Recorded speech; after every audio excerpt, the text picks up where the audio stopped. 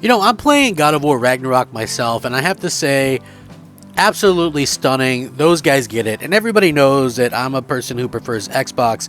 It's my main console, but clearly I was not going to miss God of War. God of War 2018 is my all-time favorite game. In fact, it was so good, I was afraid to go back, even when it was patched. I didn't want to go back and spoil what was like basically a perfect weekend for me and a perfect game. So maybe that game wouldn't have held up as well if I went back and played it again, but I'll never know because I played through it once and I was just like left with this incredible, amazing feeling about it, and I thought it was great. I was so obviously looking forward to the sequel. I've been playing it, absolutely not disappointed. It is incredible in every way. Those guys get it. You know, the quality, the storytelling, the graphics, the just how amazing the game holds up, and the frame rate and all that kind of stuff. It is incredible. Phil Spencer was actually talking about it and seems to be very excited about it as well. However, with him saying that and talking about it, it has left a bad taste in some Xbox fans' mouths. And listen, I'll be the first to say, in the past, maybe I'd kind of say, yeah, he probably doesn't understand, but at the same time, it's a little bit rougher for Xbox fans because there hasn't been any big games. You know, like when you haven't had a big game all year, and then you have the head of Xbox saying, you know, guess what? This game is amazing or whatever, and I can't wait to play it myself, blah, blah, blah. Yeah, I can see why that would upset some people, but still, for me personally, I think it always makes the most sense to be able to play, games regardless, right? Like, I use a PlayStation 5 for the exclusives and Xbox for everything else. So some of you guys might feel the same way. I want to get into this video, though, because I feel like it's very interesting, and it's something that I feel a lot of people should talk about and are talking about. Hey, what's up, everybody? I'm Crap Gamer, and this is Crap Gamer Reviews, back with another video. Please like the video. I'm looking to get 100 likes on each of the videos. I know that it's a silly goal and it's a small goal, but it's one nonetheless that I'm trying to get to. So please help me out with that. Again, Phil Spencer. I haven't always agreed with the guy, but I don't think he's particularly wrong here. With God of War Ragnarok's PS5 launch, Xbox executive Aaron Greenberg popped up on Twitter last week to express his excitement about playing Sony's latest exclusive title. And this is a typical sight for Xbox executives at this point, as the team is open and honest about what they're playing. Well, now that the game is out in the wild, the boss himself has chimed in.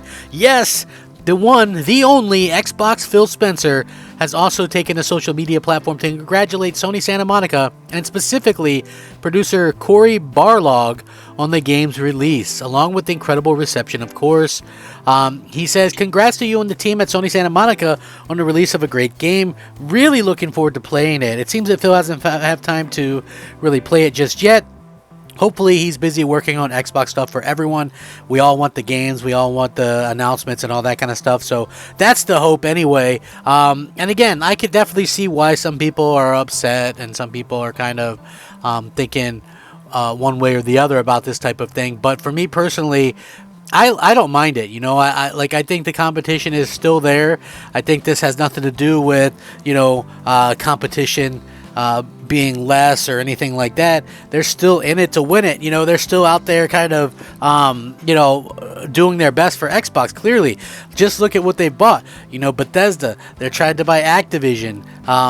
There's rumors that they could be picking up other teams. Listen, the fact that they're willing to pay, the team that did Guardians of the Galaxy to help out with Fable tells you that they believe and they want these games to be the best. So you want that extra help in there, those co-developers. You have Crystal Dynamics co-developing, Perfect Dark.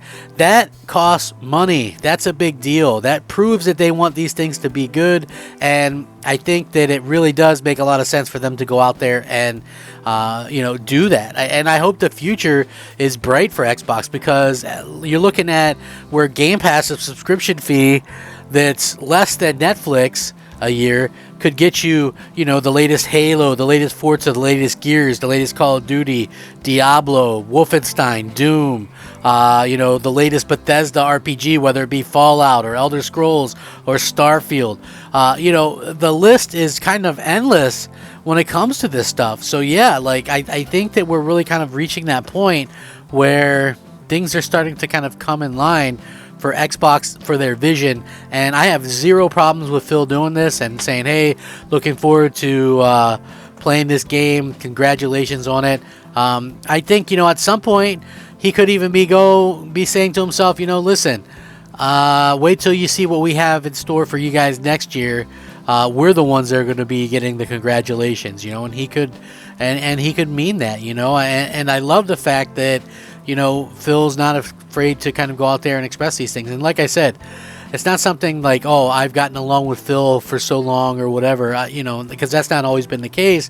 But at the same time, I can completely understand why he's out here, kind of saying, hey, congratulations and that kind of stuff. I do think that Microsoft is going to come into their own very soon, and I think that, it's going to make a ton of sense for them to be able to kind of go out there and congratulate it, because it isn't going to mean much. Yes, there's always going to be like these console war mentalities, but I still think that what Microsoft is doing here is making sure that, that they're not the bad guys, and at the very least, the interactions show that, hey, Sony has these exclusives, and maybe at the end of the day it helps out with the ability to get this Activision deal pushed through, because I think, as Xbox fans, we all want to see that kind of push through sooner rather than later anyway. Like I do anyway. Like I think that's going to be like an incredible thing to see all the things that are going to be in Game Pass in a very short amount of time. So yeah, going to be fantastic, and I know that there's a lot of you excited about that as well. So I'm going to be easy on Phil on this one. It does not really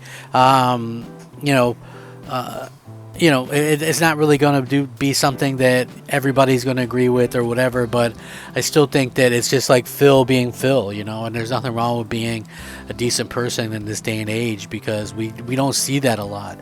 And I don't expect Jim Ryan to ever go, yeah, that's Starfield, really looking forward to playing that, because he's probably not he doesn't seem like a gamer to me at all anyway. So the fact that Phil is a gamer, that's just another bonus in my opinion.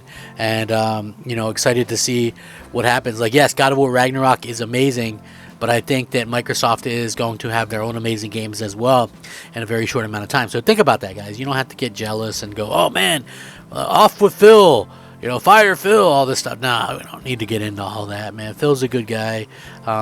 He's doing the best he can anyway. So I think we're heading into a very pivotal time for Xbox, and I can't wait to see what's provided. It should be good. I will link this. You guys can check it out. Let me know what you think. Like, share, subscribe, all that good stuff. Rack 'em up, fact 'em up, crap gamer 'em up, crap gamer out.